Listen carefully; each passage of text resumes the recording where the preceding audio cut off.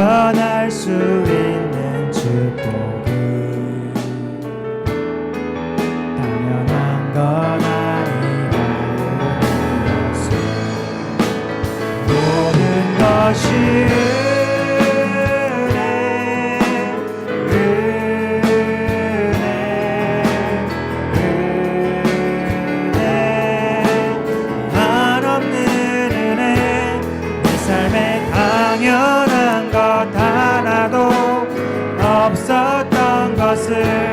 모든 것이 은혜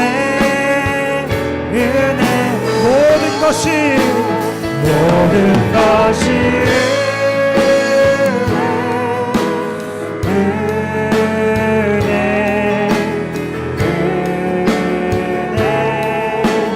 한없는 은혜 내 삶에 당연한 것 하나도 없었던 것을 모든 것이 은혜였소. 제4장. 아들들아, 아비의 훈계를 들으며 명철을 얻기에 주의하라. 내가 선한 도리를 너희에게 전하노니 내 법을 떠나지 말라. 나도 내 아버지에게 아들이었으며 내 어머니 보기에 유약한 외아들이었노라. 아버지가 내게 가르쳐 이르기를 내 말을 내 마음에 두라. 내 명령을 지키라. 그리하면 살리라. 지혜를 얻으며 명철을 얻으라. 내 입의 말을 잊지 말며 어기지 말라. 지혜를 버리지 말라. 그가 너를 보호하리라. 그를 사랑하라. 그가 너를 지키리라. 지혜가 제일이니 지혜를 얻으라. 내가 얻은 모든 것을 가지고 명철을 얻을지니라. 그를 높이라. 그리하면 그가 너를 높이 들리라. 만일 그를 품으면 그가 너를 영화롭게 하리라. 그가 아름다운 관을 내 머리에 두겠고 영화로운 면류관을 내게 주리라 하셨느니라. 네, 오늘은 다음 주에 있을 어버이 주일을 준비하며 잠시 말씀을 나누고자 합니다. 우리가 읽었던 이 잠언 4장에 있는 말씀은 아버지의 훈계라고 하는 내용을 담고 있는 본문입니다. 본문에 나오는 내용은 아버지가 아들에게 선한 삶의 도리를 알려주는 모습을 형취하고 있습니다. 아버지 또한 그 아버지에게, 그 아버지는 그의 아버지에게 서로 아버지로부터 아버지로 이뤄내려오는 이 가르침을 받았던 아들은 그 말씀을 기억한다라고 설명하고 있습니다. 그는 아버지에게서 받은 교훈을 기억을 하고 있다가 자기 자녀에게 다시 전달하고 있는 모습을 볼 수가 있습니다. 마음속에 선명하게 남은 부모님께 받은 교훈과 사랑, 그것을 우리 또한, 이 자리에 모인 우리 또한 하나님께 받은 은혜와 부모에게 받은 사랑이 있다면 우리의 다음 세대와 다른 이들을 위해 전달할 수 있는 귀한 시간이 되었으면 좋겠습니다. 그렇게 우리가 부모님을 생각하는 마음으로 자녀가 부모에게 배워야 하는 교훈에 대해서 함께 나누고자 합니다. 그 첫 번째 교훈은 이것입니다. 부모의 가르침을 명심하고 잘 지켜야 함을 오늘의 잠언은 기록하고 있습니다. 본문의 아버지는 자기가 배웠던 교훈을 그대로 아들에게 이야기해 줍니다. 그 교훈은 내 말은 내 마음에 두라라는 말로 잠언을 시작하고 있습니다. 이것은 가르침을 받는 태도를 강조하고 있는 것이죠. 그는 자기 아버지가 강조했던 것처럼 내 아들아 들으라, 내 말을 받으라 라고 이야기하면서 부모의 가르침을 받도록 교훈을 이 시간 하고 있습니다. 이렇게 부모가 가르치고 자녀는 가르침을 받는 조상들의 지혜가 한 세대에서 다음 세대로 넘어가고 있습니다. 가르침을 받을 마음과 태도가 자녀에게 필요한 것이죠. 이렇게 아무리 훌륭한 좋은 이야기를 부모가 한들 자녀된 도리로서 그것을 받아들일 준비가 안 됐다면 소귀의 경읽기라고 하는 속담이 있듯이 그저 흘러가는 이야기일 것입니다. 그러나 그 말씀을 듣고자 하고 그 아버지와 어머니의 말씀에 귀 기울이는 이들이라면 부모의 선한 지혜를 물려받게 될 것이고, 특별히 하나님께서 잠언을 통하여서 믿음의 자녀들에게 주시는 이 말씀 또한 단순하게 우리의 삶의, 나의 인생의 삶의 지혜로 끝날 것이 아니라 우리의 다음 미래를 위해서도 이것이 이어질 것을 우리는 기억해야 됩니다. 그렇게 우리는 부모의 가르침이라는 것을 잘 듣고 행해야 된다고 하는 이런 이유를 기억해야 됩니다. 두 번째로 우리가 기억해야 될 교훈의 내용은 지혜를 얻으라라고 하는 말씀을 오늘 기억해야 됩니다. 오늘 우리가 읽었던 잠언서의 11장에는 내가 지혜로운 길을 내게 가르쳤으며 정직한 길로 너를 인도하였은즉이라고 기록하고 있습니다. 한마디로 내가 지혜로운 길을 내게 가르쳤고 또한 정직한 길로 너를 인도하였다. 한마디로 성경이 말하고 있는 하나님의 말씀은 지혜로운 말이고 그 지혜로운 말을 들은 이는 생명의 길, 한마디로 생명의 길, 정직한 길로 걸어가는 삶을 살아가게 된다라는 것을 성경은 말하고 있는 것입니다. 그렇게 본문 속에서 등장하는 또 아버지는 자신에게 자신의 것을 다 팔아서라도 지혜를 얻으라고 하는 강조를 계속하고 있습니다. 지혜는 물질적인 소유와는 비교할 수 없을 만큼 귀한 것이기에 그것을 받는 저와 여러분 되었으면 좋겠습니다. 그렇게 이것은 육체의 풍족함을 누리는 것보다 지혜로운 삶이 더 귀하다라고 하는 이야기를 담고 있습니다. 지혜는 우리가 간절히 찾고 소중히 간직해야 될 최고의 가치임을 부정할 수가 없을 것입니다. 그렇게 지혜의 중요성을 배우고 삶으로서의 깨우친 부모는 자기 자녀에게도 똑같이 정직한 길, 생명의 길, 지혜로운 길을 알려주고 가르치게 됩니다. 본문에 나오던 아버지 역시도 지혜의 길을 갈 때에 앞길이 막히지 않고 넘어지지 않을 것이라고 거듭 강조하고 있습니다. 부모에게서 지혜로운 길을 배우는 자녀는 어려운 상황 속에서 처할 때마다 극복하는 지혜를 발휘할 수 있는 도구가 생깁니다. 이렇듯 부모는 지혜의 길을 찾아 가르치고 자녀는 그 지혜의 길을 경청하여 그것이 지혜의 길, 정직한 길, 생명의 길이라는 것을 꼭 기억하는 우리가 되었으면 좋겠습니다. 마지막으로 지혜서에서 말하는 것 중에 세 번째는 악인의 길을 피하라라고 설명하고 있습니다.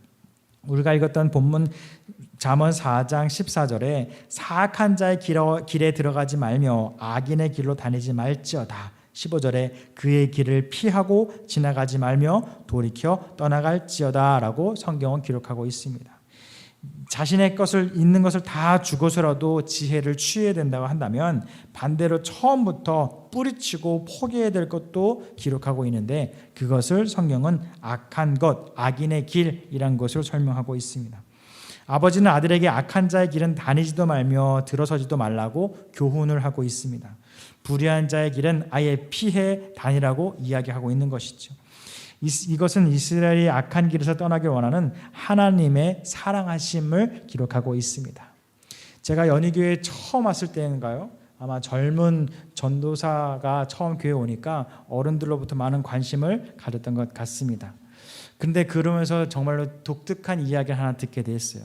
교회 근처에 구청이 있다 보니까 이제 모텔 골목이 있지 않습니까?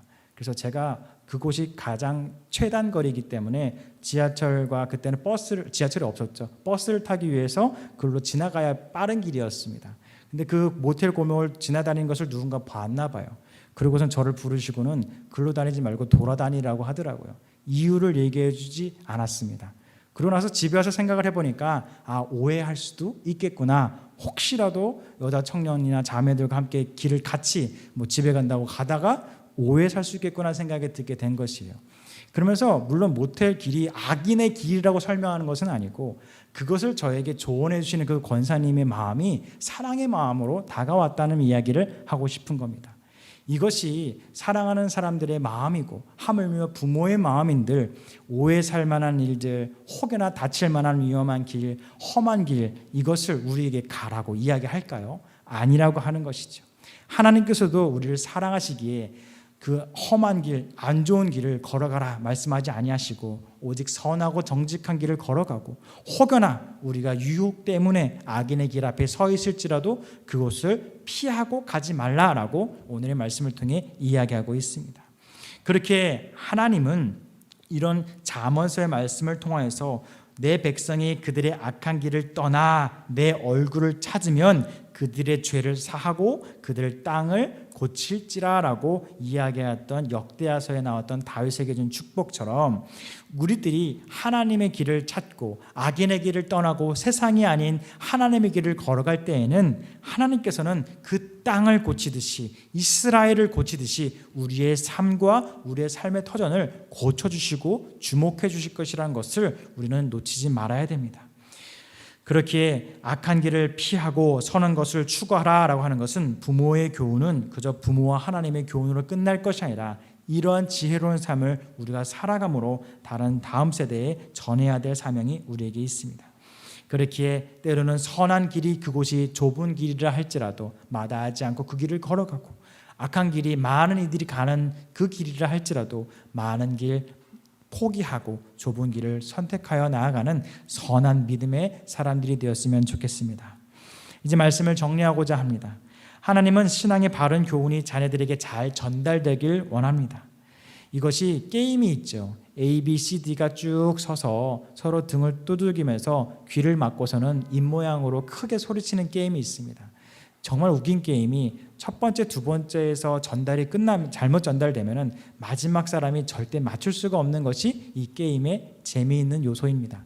그래서 처음 시작은 전혀 다른 것으로 처음 시작은 잘 시작했는데 끝이 다르게 나오는 것처럼, 우리가 지혜라고 하는 것 또한 내가 부모에게 받고 하나님께 받았던 이 지혜를 다음 세대와 우리의 자녀에게 전달하고 우리의 부모님께 받을 때에도 있는 그대로를 받고 있는 그대로를 전달해야 될 사명이 우리에게 있다는 것을 기억하시기 바랍니다. 그렇게 우리는 성숙한 삶으로서 신앙인이 되어야 하는 것이고, 성숙한 신앙인으로서 지혜로운 삶을 살아감으로써 이 세상과 우리의 자녀들 다음 세대에게 이 지혜가 전달되도록 전달하는 역할을 감당해야 됨을 기억하시기 바랍니다. 그렇기에 자녀는 그런 부모를 존중하고 교훈을 생명처럼 여기면서 잘 따라야 될 것이고, 또한 우리가 세상 가운데에 부모가 되었을 때에는 우리의 다음 세대를 위해서 하나님의 지혜를 온전히 전하기 위한 열심을 다하는 저와 여러분들의 이번 한 주가 되었으면 좋겠습니다. 오늘의 말씀을 기억하며 묵상의 질문을 던져드리고자 합니다. 첫 번째 질문은 이것입니다. 부모님이 강조하였던 가르침 중에서 혹시나 기억나는 것이 있습니까? 두 번째는 자녀에게 물려주고 싶은 인생의 지혜가 있다면 무엇입니까? 세 번째는 내 자녀가 피하길 원하는 악인의 길은 무엇입니까? 삶의 적용입니다. 이제 다음 주면 어버이 주일이 다가옵니다. 부모님께 받은 좋은 교훈과 지혜를 가족과 나누고 생활 가운데 실천하는 이번 한 주가 되었으면 좋겠습니다. 기도하겠습니다. 사랑과 은혜가 많으신 하나님, 감사합니다. 정말로 오늘은 어린이 주일로 또한 지났고 다음 주일에는 어버이 주일을 준비하고 있는 순간이 있습니다. 우리에게도 누군가는 어버이이고 우리에게도 어버이는 있습니다. 우리가 그렇듯 지혜로운 말씀에 대한 이야기를 들을 때에 하나님께서 직접 우리의 아버지가 되어주셔서 우리를 선한 길, 좋은 길로 우리를 인도해 주심을 기억하여 세상의 악한 길은 조금이라도 타협하지 아니하고 그 길을 포기한 채 선하고 좁은 길, 정의의 길을 걸어갈 수 있는 저희들의 삶을 허락하여 주시옵소서. 그리하여 때로는 좁은 길이 힘들고 답답할 수는 있지만 그 최종 목적지인 천국에 가는 그때에 정말 모든 것이 주님의 은혜였고 감사이었습니다라고 고백할 수 있는 믿음의 입술 허락하여 주시옵소서. 새롭게 시작하는 5월의 이번 한 주도 축복의 한 달이 되길 간절히 소망드리오며 사랑이 많으신 예수님의 이름으로 기도드렸습니다. 아멘.